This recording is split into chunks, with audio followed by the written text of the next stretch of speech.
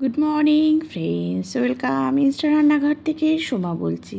আজকে নিয়ে এসেছি ঝিঙে আলু পোস্ত। ঝিঙে আলু পোস্ত কীভাবে আরও খুব ভালোভাবে আমরা করতে পারি, কারণ পোস্তের অনেক দাম, কি দিলে একদমই পোস্তের টেস্টও লাগবে, খেতেও ভালো লাগবে। দেখতে থাকো তোমরা। ঝিঙে আলু কেটে নিয়েছি।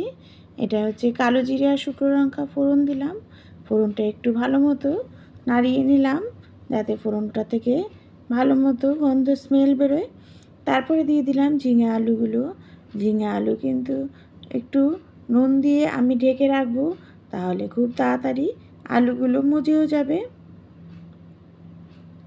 স্লাইড হলুদ দিয়ে দিচ্ছি। দিয়ে একদম যখন ভাজা ভাজা করে যখন দেখবো যে আলুটা পুরোপুরি সেদ্ধ হয়ে গেছে, ততক্ষণ কিন্তু এটা আমি ঢেকে ঢেকে রান্না করব। দিচ্ছি হচ্ছে পোস্ত আর চালমগজ, তিল, কাঁচা লঙ্কা।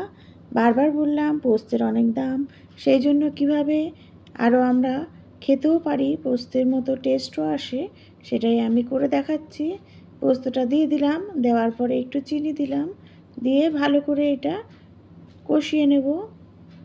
একটু ভাজা ভাজা করব, কারণ পোস্তটা যদি একটু ভাজা ভাজা করা হয় তারপরে এটা জল দিলে আরও টেস্ট বাড়বে। স্লাইড জল দিলাম, দিয়ে কিন্তু আবার ঢেকে দেবো যাতে সব একসাথে সুন্দরভাবে মজেও যায়।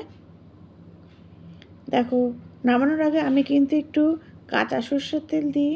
পোস্তের মধ্যে একটু কাঁচা সর্ষের তেল নামানোর আগে দিলে এটা কিন্তু খুব দারুণ টেস্ট আসবে। যেইভাবে বলছি সেভাবে তোমরা করে একবার কমেন্ট করো কেমন হয়েছে। আর যারা নতুন আছো, বেল আইকনটা একটু প্রেস করে দিও। Thank you.